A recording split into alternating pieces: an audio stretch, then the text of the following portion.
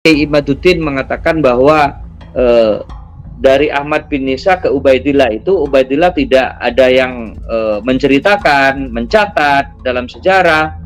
Itu juga jadi pertanyaan besar. Masa sekelas keturunan Nabi yang ke-10 yang bernama Imam Ubaidillah itu orang tidak tahu. Jadi selama tesisnya Kiai Imaduddin Al-Bantani itu tidak ada yang menggugat atau tidak ada yang membatalkan secara ilmiah juga, maka saat itu juga tesis Kiai Imaduddin itu menjadi kebenaran. Dan semakin lama maka kebenaran itu semakin kuat. Nah, saya ingin memberikan prolog begini. Saya ini sebetulnya bukan pengamat ya, tetapi sebetulnya saya ini penikmat gitu.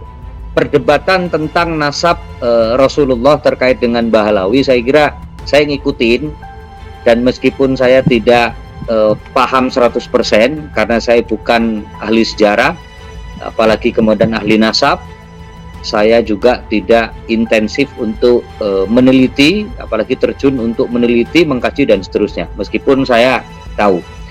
Yang kemudian membuat saya tergelitik untuk kemudian mau datang dan berbicara di forumnya pada Suka TV ini, satu karena saya ingin meluruskan niat dulu Pak Yusuf ya.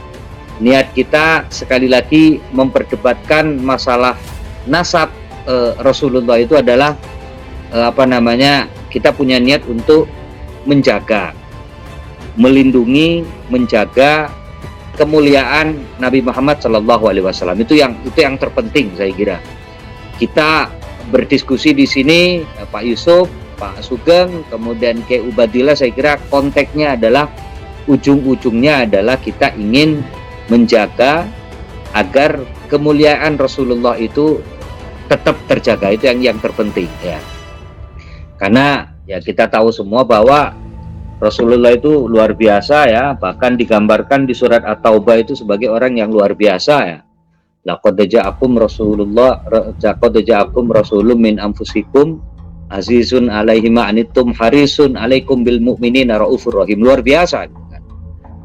Kita meniatkan untuk menjaga keturunan dzurriyyah Ahlul Bait dan dzurriyyah Rasulullah itu. Di situ kemudian perdebatan ini harus diniatkan, sehingga tidak ada niat lain Pak Yusuf, Pak Sugeng, Kiai Ubaidillah untuk niat-niat lain kecuali niat untuk memuliakan dan mempertahankan kemuliaan Nabi Muhammad SAW. Kalau itu niatnya, saya ingin berdiskusi begitu. Yang kedua, menjaga Ahlul Bait ya dan keturunan Nabi ya. Kita ini Ahlul Bait itu perdebatan memang. Ada yang sekian banyak ulama mengatakan yang disebut Ahlul Bait itu sampai Sayyidina Hasan dan Husain. Setelah itu bukan Ahlul Bait. Ada yang bilang bahwa Ahlul Bait itu dari Sayyidina Hasan, mulai dari Rasulullah, Sayyidina Hasan, Husain dan seterusnya sampai keturunan Nabi Muhammad SAW. Tapi apapun kesimpulannya, yang pasti bahwa kita juga meniatkan menjaga kemuliaan Ahlul Bait dan dzurriyyah Nabi Muhammad SAW itu. Nah, yang ketiga ingin saya sampaikan, memang perdebatan seputar nasab atau keturunan Rasulullah itu awal-awal sebetulnya periode abad 1 mungkin sampai abad 9, mungkin abad 10 ya, Hijriah atau Masehi, mungkin tidak ada perdebatan yang luar biasa ya. Tetapi menjadi penting karena banyak orang yang sebetulnya bukan dzurriyyah Nabi Muhammad SAW, tapi ngaku-ngaku dzurriyyah. Kenapa orang kemudian pingin agar diakui sebagai dzurriyyah Nabi? Karena ya mohon maaf, dzurriyyah Nabi itu luar biasa, mulianya ya. Dan karena itu dia akan mendapatkan status sosial yang top lah di masyarakat. Karena itu orang-orang yang benar-benar keturunan Nabi Muhammad itu pasti orang terkenal. Pak Yusuf, pasti orang terkenal ya. Jadi misalkan dari Kanjeng Nabi ke Ahmad bin Isa itu pasti orang terkenal. Bahkan mungkin setelah Ahmad bin Isa itu pasti orang terkenal. Maka saya meyakini Pak, kalau kemudian ada dzurriyyah Nabi atau keturunan Nabi yang tidak diketahui, itu jadi pertanyaan justru.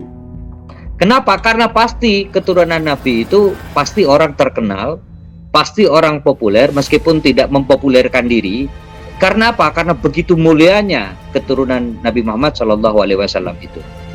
Nah, perdebatan kita itu tentang Ba'alawi atau habaib di Indonesia itu kan setelah dari Ahmad bin Isa kan.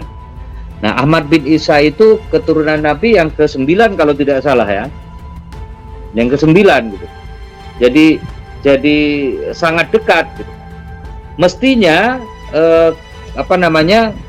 keturunan Nabi ke-10 itu berarti kan yang diklaim oleh teman-teman Ba'alawi itu kan Ubaidillah. Kan? Nah, mestinya figur Ubaidillah itu orang yang terkenal. Syekh Abdul Qadir Jailani itu keturunan Nabi ke-14 sampai ke-15 itu populer banget. Makanya ketika misalkan Kiai Imaduddin mengatakan bahwa dari Ahmad bin Isa ke Ubaidillah itu, Ubaidillah tidak ada yang menceritakan, mencatat dalam sejarah, itu juga jadi pertanyaan besar. Masa sekelas keturunan Nabi yang ke-10 yang bernama Imam Ubaidillah itu orang tidak tahu? Itu berarti abad 3, abad 4 Hijriah.